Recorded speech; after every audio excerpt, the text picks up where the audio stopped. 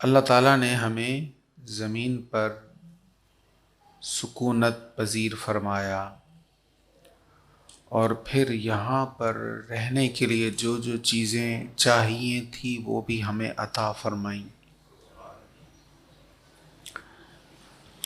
اور بتدریج اس میں پھر ہر آنے والے دن کے ساتھ ترقی ہو رہی ہے۔ پہلے انسان اپنے بدن کو پتوں سے ڈھانپتا تھا، پھر سوت ایجاد ہو گیا، پھر ریشم، پھر کیا کیا کچھ، کاٹن، پیٹرولیم سے بھی لباس بننے لگا۔ پہلے انسان سفر کرتا تھا، پیادہ چلتا تھا، پیدل چلتا تھا، یا پھر گھوڑوں پر، خچروں پر، اونٹوں پر خشکی کا سفر ہوتا، اور جو طری کا سفر ہوتا تھا وہ کشتیوں پر ہوتا تھا، بادبانوں پر۔ اور اب کیسی کیسی عمدہ سواریاں اللہ نے عطا فرما دیں، زمین پر سفر کرنے کے لیے کیسی کیسی سواریاں دے دیں اللہ نے، کیسی تیز ترین ٹرین ہے، پھر فضاؤں کا سینہ چیرتا ہوا انسان کہاں سے کہاں پہنچ جاتا ہے۔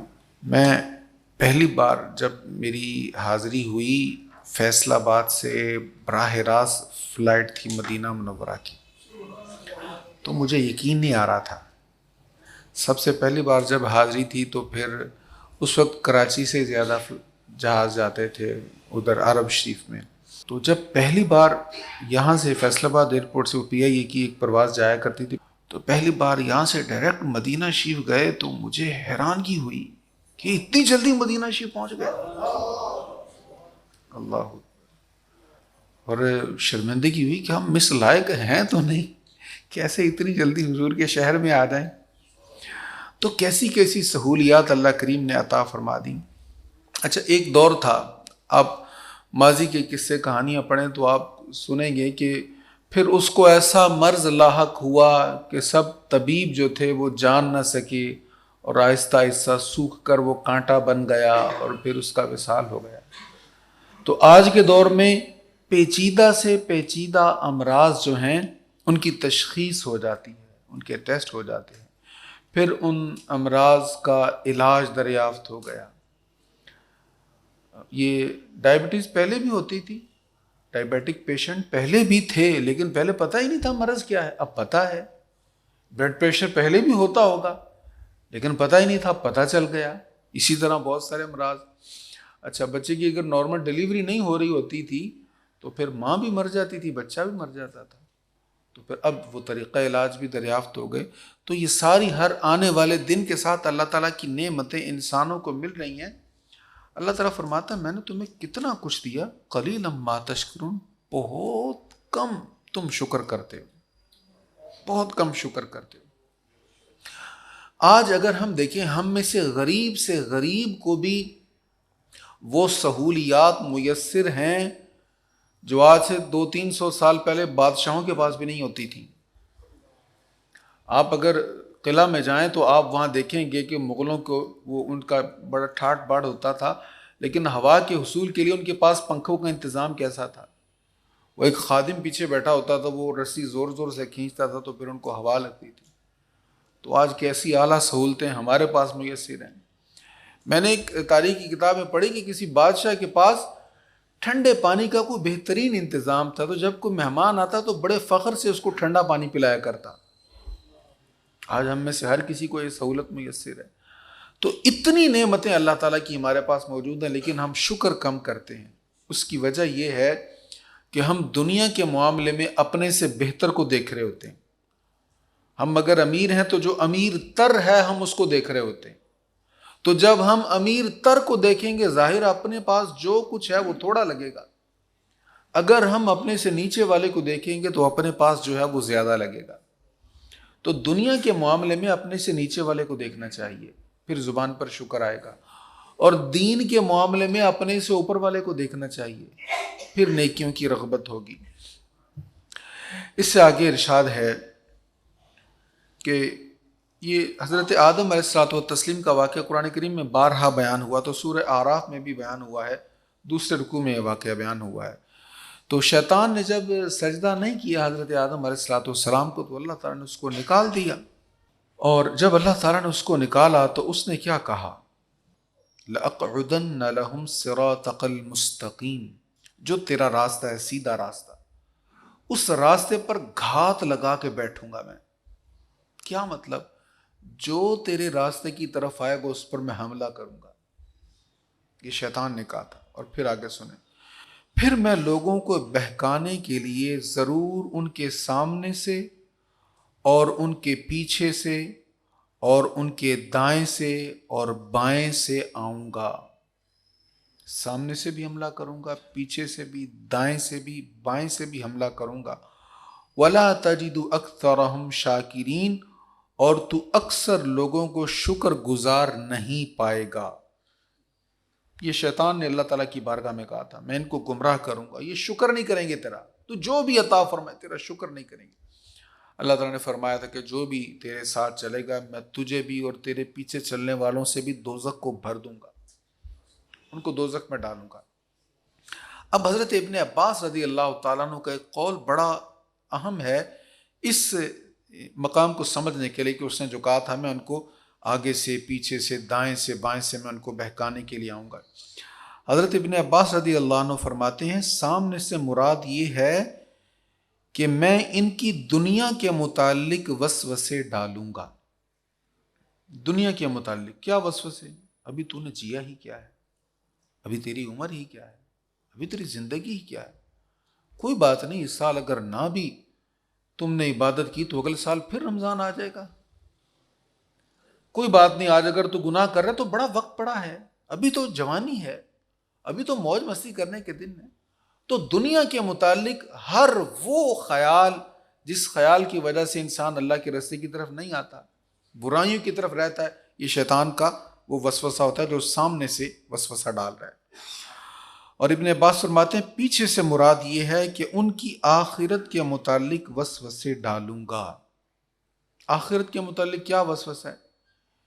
ایک تو ہمارے سوشل میڈیا پر مسلمانوں میں یہ تیزی کے ساتھ خیال ڈالا جا رہا ہے کہ آخرت کچھ نہیں ہے، ہماری نوجوان نسل کو گمراہ کیا جا رہا ہے۔ میں نے ایک جمعہ پر شاید 2-3 ماہ پہلے میں نے ایک بات عرض کی تھی کہ اب جو جنگ کرنے کا نیا حربہ ہے، نوجوان سمجھتے ہیں کہ 5th جنریشن وارفیئر کیا چیز ہے۔ اب اس میں کیا ہے؟ اس میں نہ تو بندے لڑتے ہیں، فوجی لڑتے ہیں آمنے سامنے، نہ اسلحہ استعمال ہوتا ہے، نہ بم استعمال ہوتے ہیں، نہ ہوائی جہاز استعمال ہوتے ہیں۔ اس میں کیا ہوتا ہے کہ آپ ہی میں سے بندوں کو پیسے دیے جاتے ہیں اور ان کو کہا جاتا ہے تم نے ان کے خلاف ان کا ذہن بنانا ہے، ان کے ذہنوں میں وہ بات ڈالنی ہے جو ہمارے یعنی یہودیوں عیسائیوں کے حق میں بات جائے، ان کا ذہن ہی تبدیل کر دو۔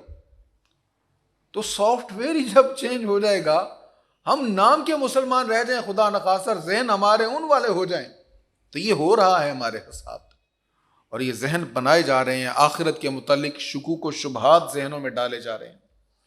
اور جس کا ایمان پختہ ہے اس کے ذہن میں شیطان کیا آخرت کے متعلق وسوسہ ڈالتا ہے کہ ٹھیک ہے، ہاں آخرت ہے، عذاب ہوگا، حساب کتاب ہوگا، لیکن کوئی بات نہیں، تو اگر نیکی نہ بھی کرے تو بخشش تو ہو ہی جانی ہے، تو جتنے مرضی گناہ کر لے وہ شفاعت تو ہو ہی جائے گی۔ تو شفاعت تو بالکل ہے، شفاعت کی ضرورت تو نیکوکاروں کو بھی ہے۔ حضور کی شفاعت کے بغیر کوئی جنت میں نہیں جائے گا، یہ حضور کی صحیح حدیث ہے، فرمایا ہر کوئی میری شفاعت کے بعد ہی جنت میں جائے گا۔ تو سرکار کریم علیہ السلام کی شفاعت کی ضرورت تو ہے، لیکن جہاں شفاعت کا باب ہے وہاں یہ بھی تو ذکر ہے نا، اللہ تعالیٰ فرمائے گا کہ ٹھیک ہے، جس کے دل میں رائی کے دانے کے برابر ہے اس کو بھی جنت میں لے جا، یہ ہے رائی کے دانے کے برابر، اس سے کم اور اس سے کم اور اس سے کم، یہاں تک ہے، لیکن کہاں سے لے کر جانا ہے اس کو؟ فرمایا اس کو دوزخ سے نکال کر جنت میں لے جا۔ اب کیا ہم میں سے کوئی تیار ہے کچھ دیر کے لیے کہ وہ دوزخ میں جائے؟ اب اتنا طویل دن ہے قیامت کا، اگر اول وقت میں دوزخ میں پھینک دیا گیا، اب سینکڑوں سال کا جو دن ہے، ہزاروں سال کا دن ہے، یہ اعمال کے حساب سے اس کا دورانیہ بڑھ جائے گا۔ اب کتنے سال دوزخ میں اس کو ڈالا جائے گا، کتنا عرصہ اس کو ڈالا جائے گا، اور پھر حضور علیہ الصلوۃ والسلام کو جب اذن مل جائے گا کہ جن کے دل میں رائی کے دانے سے کم، مجھ سے کم ایمان تو اس کو نکال کر لے جائیں، تو اس کے لیے ہم میں سے کوئی تیار ہے اتنی دیر رہنے کے لیے؟ ہم تو ایک رات آگ میں نہیں گزار سکتے، ایک لمحہ نہیں گزار سکتے. اس لیے حضور کی شفاعت سے امید نہیں بلکہ یقین رکھنا، انشاءاللہ حضور ہماری شفاعت کریں گے، لیکن یہ بھی تیاری رکھنی ہے. حضور علیہ الصلوۃ والسلام نے ہمیں ڈرایا بھی ہے. تو دنیا کے متعلق وہ وسوسے ڈالتا ہے، آخرت کے متعلق وسوسے ڈالتا ہے. دائیں سے مراد یہ ہے کہ دین میں شبہات ڈالے گا. آپ کو کہا گیا کہ نماز فرض ہے، ذہن میں کوئی بات ڈال دے گا، کوئی بات نہیں، اگر فرض ہے تو پھر کیا ہوا، چھوڑ بھی دو تو خیر ہے. حج فرض ہے، اس کے متعلق شکوک و شبہات. زکوٰۃ فرض ہے، اس کے متعلق شکوک و شبہات. وہ خیالات جس خیال کی وجہ سے ہم فرائض سے کوتاہی برتیں، یا وہ خیالات جن خیالات کی وجہ سے ہم حرام کاموں کو بلا جھجک کرنا شروع کر دیں. اور بائیں سے مراد یہ ہے کہ ان کو گناہوں کی طرف راغب کروں گا. تو اب شیطان کے وسوسوں کا علاج کیا ہے؟ ہم اللہ تعالیٰ سے ڈرتے رہیں، خوف خدا والی آیات احادیث وہ پڑھتے رہیں، عذاب کو پیش نظر رکھیں، اور شیطان کے وسوسوں سے بچنے کا بہترین طریقہ یہ ہے اللہ کا ذکر کرتے رہیں، اللہ کو یاد رکھیں. اور ہم نے پہلے دن میں کیا پڑھا تھا شیطان کے وسوسوں سے بچنے کا؟ ماشاءاللہ یاد ہے آپ کو، اعوذ باللہ من الشیطان الرجیم. جب بھی دل گناہوں کی طرف مائل ہو تعوذ پڑھ لیں، اعوذ باللہ من الشیطان الرجیم، اللہ تعالیٰ کرم فرما دے گا. اب اس سے اگلے رکوع میں یہ واقعہ سارا چل رہا ہے حضرت آدم علیہ الصلوۃ والسلام کا ہی، کہ جب پھر شیطان نے ان کو لغزش میں مبتلا کیا، اب انہوں نے وہ درخت جس کے قریب جانے سے منع کیا تھا اس سے کھا لیا، تو پھر ان کے بدن پر جو لباس تھا وہ ختم ہو گیا، اب بدن عریاں ہو گیا. اب وہ سارا واقعہ بیان ہوا. پھر اللہ تعالیٰ اس واقعہ کے بعد بنی آدم کو ارشاد فرما رہا ہے. کیا فرما رہا ہے؟ اے اولاد آدم، بے شک ہم نے تم پر ایسا لباس نازل کیا ہے جو تمہاری شرمگاہوں کو چھپاتا ہے اور وہ تمہاری زینت بھی ہے. تو لباس کے دو کام ہیں، شرمگاہ کو چھپانا اور بدن کو زینت دینا. تو لباس جو جائز ہے، جس میں زینت ہے، اس میں کوئی حرج نہیں ہے. زینت والا لباس بھی پہن سکتے ہیں، لیکن اصل کام کیا ہے؟ بدن کو چھپانا. جس میں بدن نہیں چھپ رہا وہ جائز نہیں ہے. نبی کریم علیہ الصلوۃ والسلام نے لعنت فرمائی ایسی خواتین پر، فرمایا جو لباس پہن کر بھی بے لباس ہیں، یعنی جسم کے ابھار جہاں جو پرومیننٹ ہو رہے ہیں، ظاہر ہو رہے ہیں لباس میں، فرمایا لباس پہن کر بھی بے لباس. اور پھر حضور نے فرمایا وہ جنت کی خوشبو بھی نہیں سونگھ سکیں گی. اللہ اکبر. تو فرمایا جو تمہاری شرمگاہوں کو چھپاتا ہے وہ تمہاری زینت بھی ہے. وَلِبَاسُ التَّقْوَىٰ ذَلِكَ خَيْرٌ، اور تقوی کا لباس وہی سب سے بہتر لباس ہے. تقوی کا لباس سب سے بہتر لباس. تقوی کا لباس کیا ہے؟ یعنی دیکھو نا، ہم جب لباس پہن لیتے ہیں نا تو پھر ہمارا بدن چھپ جاتا ہے. ایسے ہی انسان جب خود کو تقوی میں ڈھال لیتا ہے تو اس کا بدن عذاب الہی سے محفوظ ہو جاتا ہے. جب انسان متقی ہو جاتا ہے تو لباس جو ہوتا ہے یہ جسم کو کور بھی کرتا ہے نا. تو یہ لباس، اب سردی کا موسم ہوگا تو آپ لباس سے خود کو کور کریں گے نا. تو جیسے ہمارا عمومی لباس ہمیں سردی سے بچاتا ہے، موسمی اثرات سے بچاتا ہے، ایسے ہی تقوی کا لباس ہمیں اللہ کے عذاب سے بچاتا ہے. فرمائے تقوی کا لباس وہی سب سے بہتر ہے. یہ اللہ کی نشانیوں میں سے تاکہ وہ نصیحت حاصل کریں. اے اولاد آدم، کہیں شیطان تم کو فتنہ میں مبتلا نہ کر دے، جس طرح وہ تمہارے ماں باپ کے جنت سے اخراج کا سبب بنا تھا اور ان کے لباس کے اترنے کا سبب بنا تھا، تاکہ انجام کار وہ انہیں ان کی شرم گاہیں دکھائے. بے شک وہ شیطان اور اس کا قبیلہ تمہیں دیکھتا ہے جہاں سے تم انہیں نہیں دیکھتے. تو یہاں پر فرمایا کہ شیطان کہیں تم پر حاوی نہ ہو جائے، تمہیں بے لباس نہ کر دے. آج دیکھیں وہ جو خود کو چھپایا کرتے تھے، وہ مسلمان بہنیں جو اپنی عفت کی حفاظت کیا کرتی تھی، ایسی اپلیکیشنز آ گئیں، اب خود کو دکھانے میں فخر محسوس کر رہی ہیں. تو یہ شیطان کا وسوسہ نہیں ہے تو اور کیا ہے؟ جو چھپانے والی چیز اس کو دکھایا جا رہا ہے، اور جس کو نگاہیں جھکانے کا حکم دیا گیا تھا وہ کہہ رہا ہے کہ میں تمہیں دیکھنا چاہتا ہوں، اور پھر اس کو بلیک میل کیا جا رہا ہے کہ تمہیں مجھ پر اعتماد نہیں ہے، میری محبت پر اعتماد نہیں. یہ کیسے شیطان کے دھوکے ہیں اور کس طرف ہمیں ڈال دیا. اللہ تعالی ہمیں اس سے بچائے. اس سے آگے ارشاد ہے وَنَزَعْنَا مَا فِي صُدُورِهِم مِّن غِلٍّ تَجْرِي مِن تَحْتِهِمُ الْأَنْهَارُ، اور ہم نے ان کے سینوں سے ایک دوسرے کے خلاف رنجش کو نکال دیا ہے، ان کے نیچے سے دریا بہہ رہے ہیں. اب غل کیا ہے؟ کینہ جو ہوتا ہے نا دل کا، نفرت جو ہوتی ہے، اس کے متعلق کہا جا رہا ہے جب جنتی جنت میں چلے جائیں گے نا تو ان کے دلوں میں جتنا بھی کینہ ہوگا وہ سب نکل جائے گا.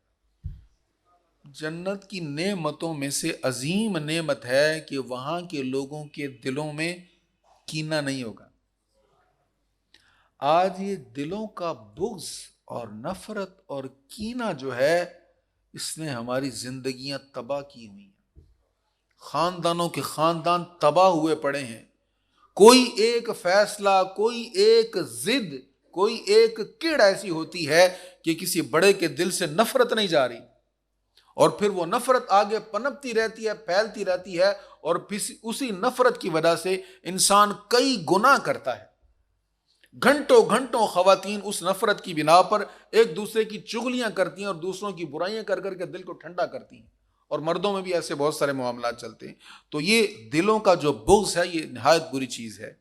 آپ نے شعبان المعظم کی رات وہ حدیث سنی، حضور علیہ الصلوۃ والسلام نے فرمایا سب کی بخشش ہو جاتی ہے لیکن جو کینہ پرور ہے اس کی بخشش نہیں ہے. مغفرت کی رات بھی کینہ پرور کی بخشش نہیں ہوتی. تو اللہ تعالی ہمیں دلوں سے کینہ نکالنے کی توفیق عطا فرمائے. اچھا، یہ سورہ اعراف ہے، تو اعراف جنت اور دوزخ کے درمیان ایک مقام ہے، اس کا بھی ذکر ہے. وہ چونکہ پچھلے سال اس پر ڈیٹیل سے بات ہوئی تو میری کوشش جو پچھلے سال والی باتیں میں اس سال رپیٹ نہ کروں تاکہ نیا مواد آپ تک پہنچ جائے. تو وہ تھوڑا سا یہاں پر اس کے متعلق بھی بیان ہے. وَنَادَى أَصْحَابُ النَّارِ أَصْحَابَ الْجَنَّةِ أَنْ أَفِيضُوا عَلَيْنَا مِنَ الْمَاءِ أَوْ مِمَّا رَزَقَكُمُ اللَّهُ، اور اہل دوزخ اہل جنت سے پکار کر کہیں گے ہم پر تھوڑا پانی انڈیل دو. دوزخ میں جب دوزخی چلے گئے، اچھا دوزخی دوزخ میں چلے گئے، جنتی جنت میں چلے گئے، اور جن کی نیکیاں اور گناہ برابر تھے وہ مقام اعراف پر ہوں گے. پھر اللہ تعالیٰ کی رحمت سے وہ امید رکھ رہے ہوں گے اللہ ہم پر بھی کرم کرے، تو اللہ ان کو بھی کرم فرما کے جنت میں ڈال دے گا. تو اعراف والوں کا بھی ذکر ہے، جنت والوں کا بھی، دوزخ والوں کا بھی. تو دوزخ والوں کے ذکر میں کہا گیا کہ وہ جب دوزخ میں ہوں گے تو کیا مانگیں گے؟ وہ پانی مانگیں گے. جنت والوں سے کہیں گے تھوڑا سا پانی ہم پر انڈیل دو. اب اس پر نبی پاک علیہ الصلوۃ والتسلیم کی حدیث سے حضرت ابن عباس رضی اللہ عنہ بیان کرتے ہیں، حضور علیہ السلام نے فرمایا سب سے افضل صدقہ پانی کا ہے. کیا تم نے نہیں سنا کہ جب اہل دوزخ اہل جنت سے فریاد کریں گے، اسی آیت کے متعلق حضور نے فرمایا اہل دوزخ اہل جنت سے فریاد کریں گے تو یہ کہیں گے ہم پر پانی انڈیل دو یا کچھ اس رزق میں سے دے دو جو اللہ نے تم کو دیا ہے. تو پانی کا صدقہ بہت عظیم صدقہ ہے، اور پانی پلانا بڑے اجر والی بات ہے. کوئی آئے نا میرے پاس عمرہ پہ جانے کے لیے، حج پر جانے کے لیے، تو مجھے کوئی کہے کوئی نصیحت کریں تو میں 2-3 باتیں جو کہتا ہوں ان میں ایک بات یہ بھی کہا کرتا ہوں کہ آپ جب زمزم شریف پینے لگیں تو کوشش کریں کسی کو پلا بھی دیں. کیوں؟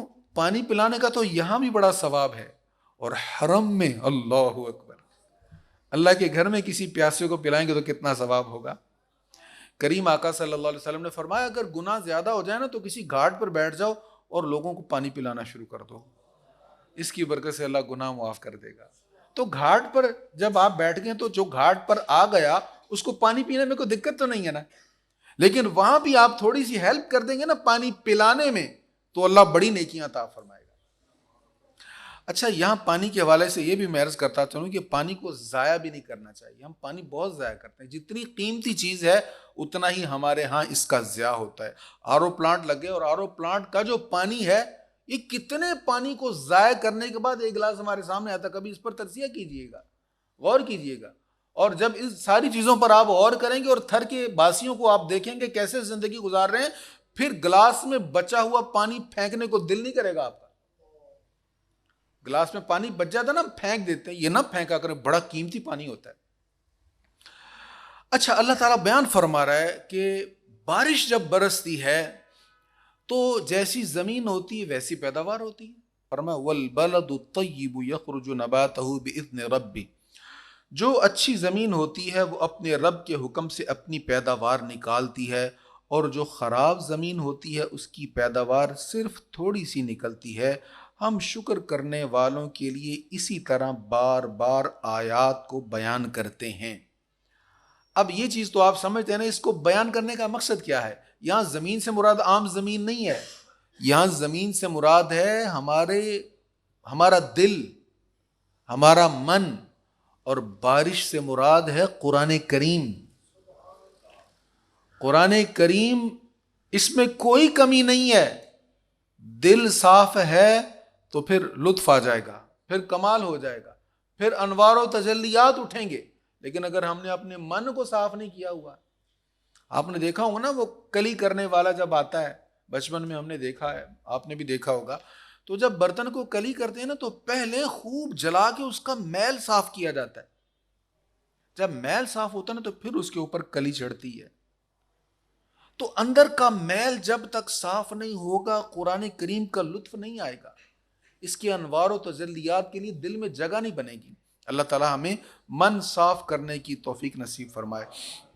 اب اس سے آگے ان اقوام کا ذکر ہے جن پر عذاب نازل ہوا۔ قوم عاد کا ذکر ہے۔ یہ بڑے قوی جثہ لوگ تھے، اتنے بڑے تھے کہ حضرت ابن عباس فرماتے ہیں ان کی قامت 80 ذرا 120 فٹ تھی، اور حضرت وہاب نے کہا ان میں سے ایک آدمی کا سر بڑے گنبد کی طرح تھا۔ آپ نے شاید نیٹ پر تصاویر دیکھی ہوں کہ ایک بندہ ایک ڈھانچے کی صفائی کر رہا ہے، اور جس ڈھانچے کی صفائی کر رہا ہے، وہ مٹی ہٹا رہا ہے، اس کے سر سے وہ چھوٹا ہے پورا آج کا آدمی، آج کا انسان اس کے سر سے چھوٹا، اتنے بڑی باڈیز تھی ان لوگوں کی۔ تو ان لوگوں پر عذاب آیا اللہ تعالیٰ کی نافرمانی کی وجہ سے۔ پھر اس کے بعد قوم سمود تھی، اس پر بھی آپ سن چکے ہیں۔ حضرت صالح علیہ السلام کی قوم جنہوں نے اونٹنی کی کونچیں کاٹ دی تھیں، ان پر بھی اللہ تعالیٰ کا عذاب آیا۔ پھر اس کے بعد ذکر ہے حضرت لوط علیہ السلام کی قوم کا، یہ ہم جنس پرستی کرتے تھے، پھر ان پر بڑا سخت عذاب آیا، آسمان سے ان پر آگ برسائی گئی۔ وَأَمْطَرْنَا عَلَيْهِمْ مَطَرًا، اور ہم نے ان پر پتھر برسائے، سو دیکھو مجرموں کا کیسا انجام ہوا۔ پھر اس سے آگے حضرت شعیب علیہ السلام کا ذکر ہے۔ ان کی قوم کے لوگ ناپ تول میں کمی کیا کرتے تھے، پھر ان پر بھی عذاب آیا، اور انہی کا تذکرہ چلتا ہے تو پھر آگے نواں پارہ شروع ہو جاتا ہے۔ تو نویں پارے میں یہ اپنی قوم کے ساتھ جو مکالمہ کر رہے ہیں اس کا ایک حصہ میں عرض کرتا ہوں۔ انہوں نے جب قوم نے ان کو ڈرایا، ان کو دھمکیاں وغیرہ لگائیں، تو انہوں نے کہا علی اللہ توکلنا، ہم نے اللہ ہی پر توکل کیا۔ اب قوم بڑی ظالم تھی، ان کو مارنا چاہتی تھی، قتل کرنا چاہتی تھی، نقصان پہنچانا چاہتی تھی، تو انہوں نے کہا ہم نے اللہ پر توکل کیا۔ تو اللہ پر توکل کرنا یہ ایمان والے کا کام ہے، لیکن اللہ پر بھروسے کا مطلب یہ نہیں ہے کہ ہم اسباب کو چھوڑ دیں، جو پروسیس ہے، جو کام کرنے کا طریقہ کار ہے وہ کریں ہی نہ، اور کہیں کہ اللہ کے سپرد، ایسا نہیں ہے۔ اس پر ایک حدیث سن لی، پھر آگے چلتے ہیں۔ حضرت انس بن مالک رضی اللہ عنہ بیان کرتے ہیں ایک شخص نے عرض کی یا رسول اللہ صلی اللہ علیہ وسلم، میں اونٹنی کو باندھ کر توکل کروں یا اس کو کھلا چھوڑ کر توکل کروں؟ حفاظت تو اللہ نہیں کرنی ہے نا، تو باندھوں اس کو یا چھوڑ دوں اور اللہ کے سپرد کر دوں؟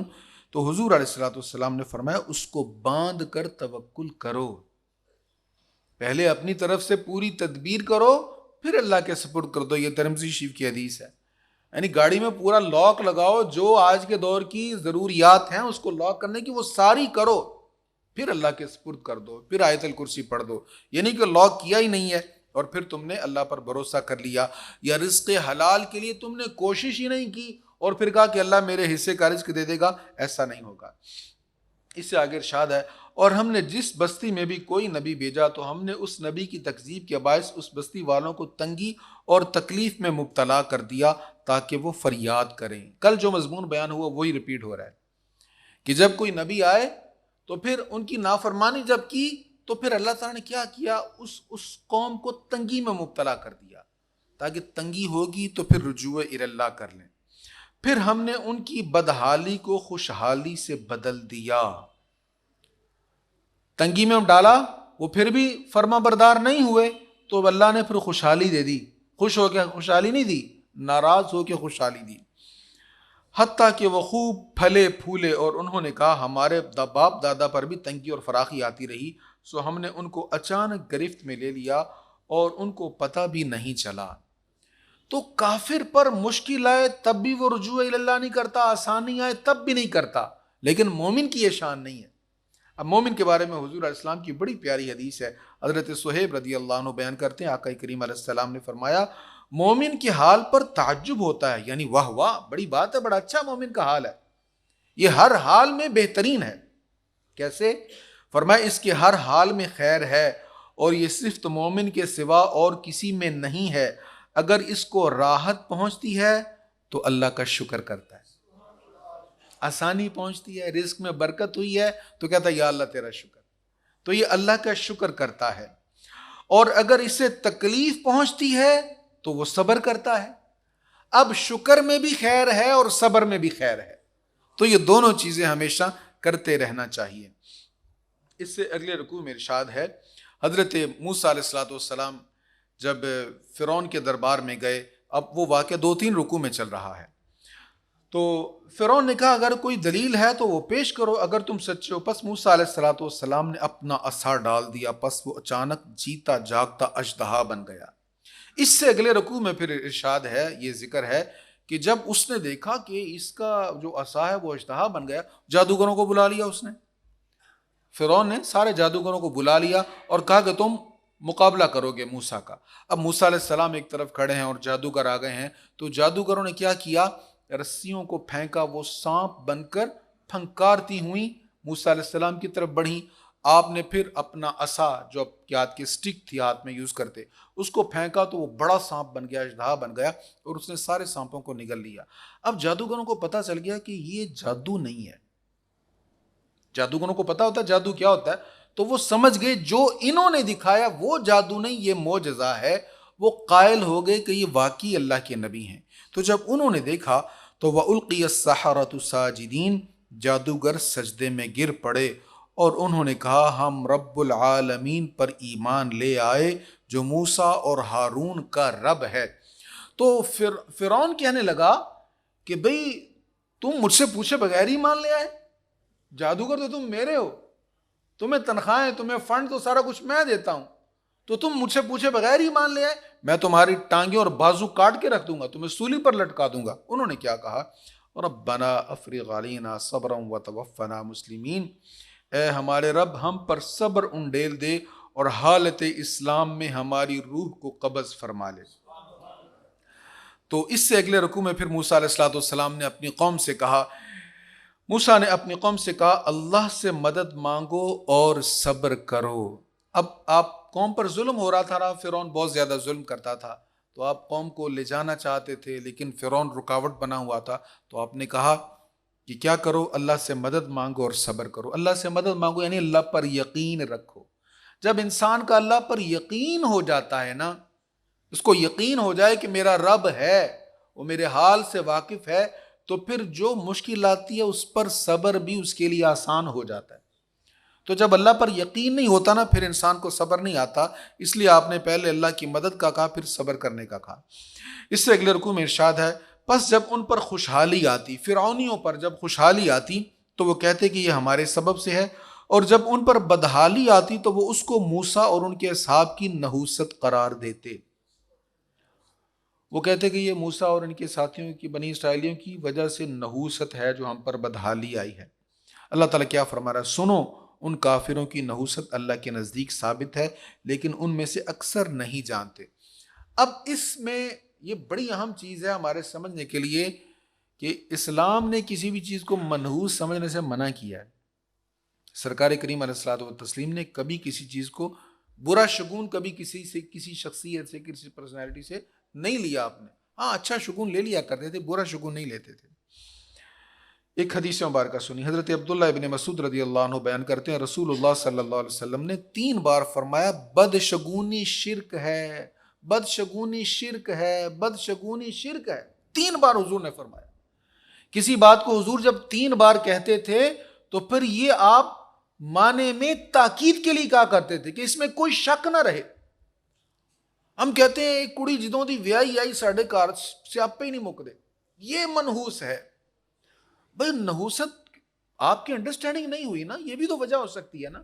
100 معاملات ہو سکتے ہیں, تو کسی بیٹی کو ایسے منحوس سمجھ لینا, کسی شخصیت کو منحوس سمجھ لینا, کسی جانور کو منحوس سمجھ لینا, کسی دن کو.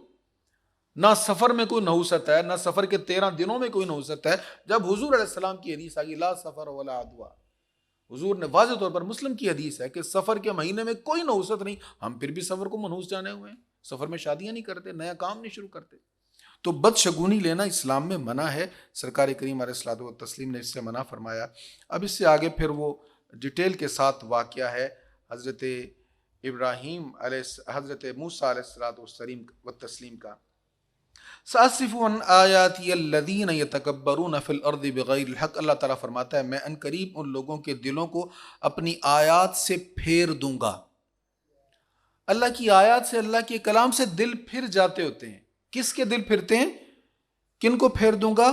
جو زمین میں ناحق تکبر کرتے ہیں. تکبر بڑی منحوس چیز ہے. تکبر کیا ہے؟ دوسروں کو خود سے کمتر سمجھنا. حضور علیہ الصلوۃ والتسلیم سے عرض کی گئی کہ جس شخص کے دل میں, حضور علیہ السلام نے فرمایا جس کے دل میں رائی کے دانہ کے برابر بھی تکبر ہوگا وہ جنت میں داخل نہیں ہوگا. رائی کے دانہ کے برابر. آج دیکھیں کوئی فقیر میلے کپڑوں والا آ جائے نا ہمارے ساتھ بیٹھ کے کھانا کھائے, ہم کھانا نہیں کھاتے. یہ اس کا سٹیٹس نہیں میرے پاس بیٹھے, میرے ساتھ بیٹھے. ہم کسی سے سلام لینا پسند نہیں کرتے. ایسی ہماری طبیعتوں کی, ہم نے نفاست ایسی گھڑ لی ہوئی اپنی. تو فرمایا رائی کے دانے کے برابر بھی تکبر ہے, جنت میں نہیں جائے گا. اللہ اکبر. ایک شخص نے کہا انسان یہ چاہتا ہے کہ اس کا لباس اچھا ہو, اس کی جوتی اچھی ہو. آپ نے فرمایا اللہ جمیل و یحب الجمال, اللہ خود بھی جمیل ہے, جمال کو پسند کرتا ہے. تو اچھا لباس پہننا, اچھا جوتا پہننا, اس میں حرج نہیں ہے.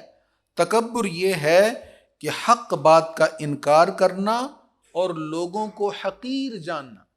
دو چیزیں, حق کا انکار, کسی نے کہا کہ جھوٹ لعنت ہے, کسی نے کہا سود برائی ہے, منع ہے, اور ہم نے اس کا انکار کرنا, کچھ نہیں ہوتا جی, یہ تکبر ہے. اور کسی انسان کو, کسی دوسرے کو خود سے حقیر سمجھنا, یہ بھی تکبر ہے. حضرت موسیٰ علیہ الصلوۃ والسلام چاہتے تھے کہ ان کی قوم جو ہے نا اس کو اللہ تعالیٰ بھلائی عطا فرما دے. یہ ارشاد ہے آیت نمبر 156 میں, اور ہمارے لیے اس دنیا میں بھلائی لکھتے اور آخرت میں بے شک ہم نے تیری طرف رجوع کیا. دنیا میں بھلائی کیا ہے کہ یہ تھوڑا عمل کریں, اجر زیادہ ملے. مشکل جو احکام ہیں ان کے لیے آسان ہو جائیں.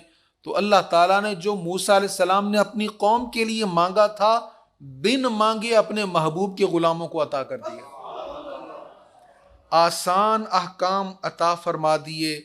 اور پھر نیکی ایک ہے, ثواب 10 گنا ہے. نیکی ایک ہے, ثواب 70 گنا ہے. نیکی ایک ہے, ثواب 700 گنا ہے. اور پھر اس پر بھی بس نہیں, فرمایا واللہ یضاعف لمن یشاء, اللہ تعالیٰ جس کے لیے چاہے اس کو بڑھا دیتا ہے. اچھا وقت زیادہ ہو گیا ہے اور شاید بادلوں کی گرج بھی آپ کو پریشان کروں. ایک مقام میں ضرور عرض کروں گا. آیت نمبر 188 ہے سورہ اعراف کی. قل لا املک لنفسی نفعا ولا ضرا الا ما شاء اللہ. آپ کہیے میں اپنے نفس کے لیے کسی نفع اور نقصان کا مالک نہیں ہوں. اے حبیب آپ کہہ دیجئے میں اپنی جان کے لیے کسی نفع نقصان کا مالک نہیں ہوں. یہ بڑی اہم بات ہے. لیکن بات صرف اتنی نہیں ہے. عام طور پر اس مضمون کو بیان کرتے ہوئے صرف اتنا ہی بیان کیا جاتا ہے, اس سے آگے بھی کچھ ہے. وہ آگے کیا ہے؟ الا ما شاء اللہ, مگر جو اللہ چاہے. میں اپنی ذات کے لیے کسی نفع نقصان کا مالک میں نہیں ہوں, مگر جو اللہ چاہے. اب مگر کے بعد ایک دم چینج آ جاتا معنی میں. یہ مگر اردو میں ہم استعمال کرتے ہیں, حرف استثناء ہے. مثلا ہم کسی کو کہیں تو بالکل کچھ نہیں کھا سکتا مگر یہ جو سامنے پڑا ہوا ہے. اب مگر کے بعد معنی چینج ہوا کہ نہیں ہوا؟ یہاں مسجد میں اس وقت کوئی بھی نہیں بیٹھا ہوا مگر آپ بیٹھے ہوئے ہیں, آپ کے علاوہ کوئی نہیں بیٹھا ہوا نا, تو مگر سے معنی چینج ہو جاتا ہے. ہم کلمہ طیبہ کو دیکھیں نا، کلمہ طیبہ کے ابتدا میں ہر خدا کا انکار ہے، ہر خدا کا، اللہ تعالی سمیت۔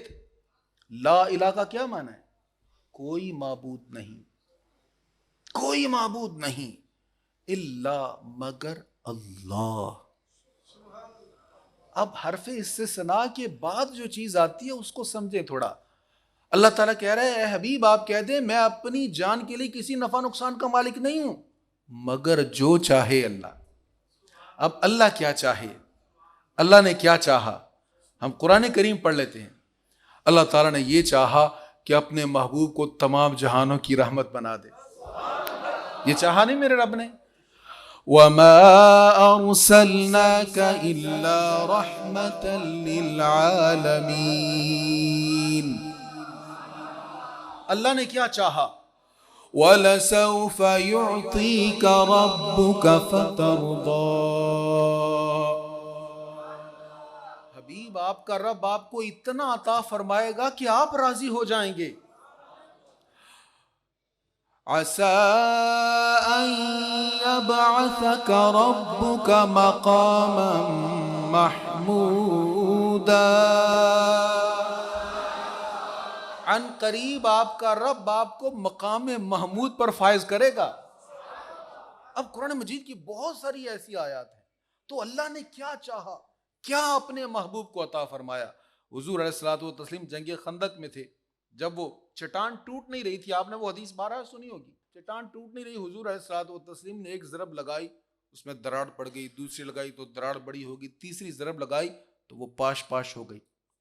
حضور اسلام نے 3 سپر پاورز کا نام لیا ہر ضرب کے ساتھ، شام، یمن، فارس۔ فرمایا اللہ تعالیٰ نے مجھے فارس کے خزانوں کی کنجیاں عطا کر دیں۔ سرکار علیہ الصلوۃ والسلام نماز پڑھا رہے ہیں، نماز پڑھاتے پڑھاتے ایسے ہاتھوں کو بلند کیا، پھر ہاتھ نیچے کر لیے۔ عرض کی حضور یہ کیا ہوا؟ فرمایا میں نے ایسے ہی نگاہیں اٹھا کر دیکھا تو جنت میں انگور لگے تھے، مجھے بڑے اچھے لگے، میں نے پکڑ لیا، توڑنے لگا تھا، پھر میں نے کچھ سوچ کر چھوڑ دیا، اگر میں توڑ لیتا تم کھاتے رہتے ساری زندگی ختم نہ ہوتی۔ حضور علیہ الصلوۃ والتسلیم کو اللہ نے جو عطا فرمایا، کتنا عطا فرمایا، یہ ایک وسیع باب ہے، لیکن یہ کہنا حضور تو اپنے نفع نقصان کے بھی مالک نہیں، یہ صحیح معنی نہیں ہے۔ ہاں حضور اللہ کی عطا کے بغیر کسی شے کے مالک نہیں، یہی ہمارا عقیدہ ہے۔ جس شے کے بھی مالک ہیں میرے رب نے عطا فرمایا تو حضور مالک ہو گئے۔ اللہ ہمیں فہم قرآن نصیب فرمائے۔ وآخر دعوانا الحمد للہ رب العالمین۔